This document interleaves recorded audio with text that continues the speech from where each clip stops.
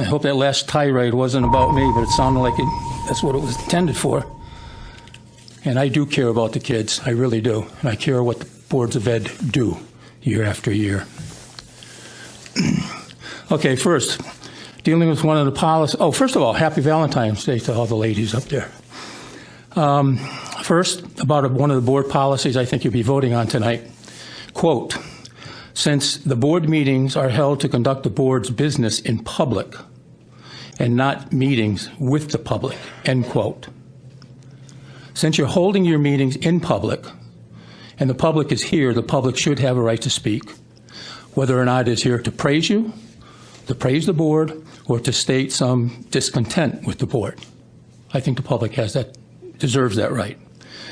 Further, quote, the chair, acting on behalf of the board, has the right to limit the overall length of time devoted to the audience participation and/or the length of time individuals may spend when addressing the board. Please, I just beg you, set a fixed time. 4 minutes is comfortable. Set a fixed time. It should be consistent for each meeting. This should be a decision for the entire board, not one individual.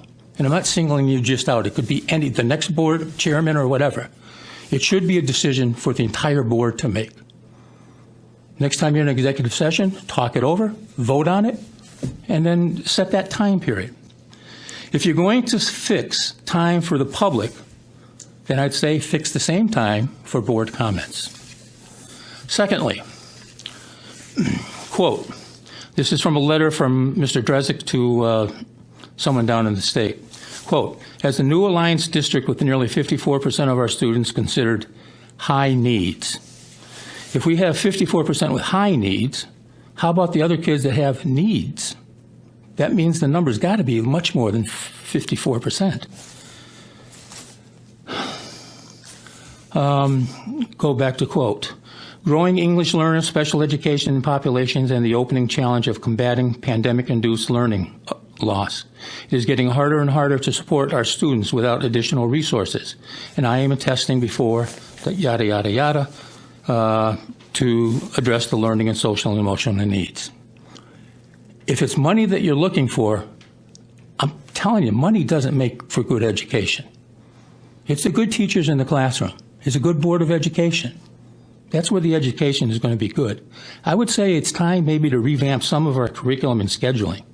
And I would definitely urge you, as I have in the past, bring back those modified classes. Those are the kids who need the most help.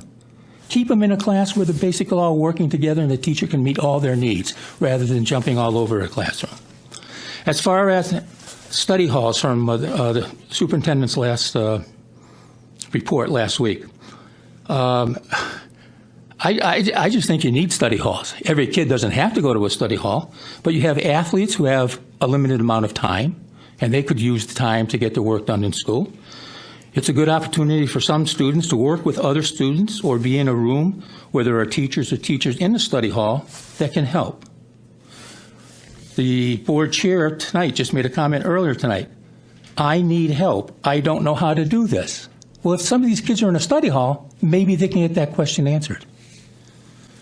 So I would bring back study halls. As far as bullying, bullying's a tough one. I always found when I taught, between boys it was pretty easy. You went in the hallway, you talked with each other, and if that didn't work, meet behind the hockey rink. I never saw them go behind the hockey rink.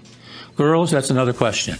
It's tough with girls. I don't know what the answer to that is. Thank you. That's your time. Thank you, Mr. Janitis. Liz Davis.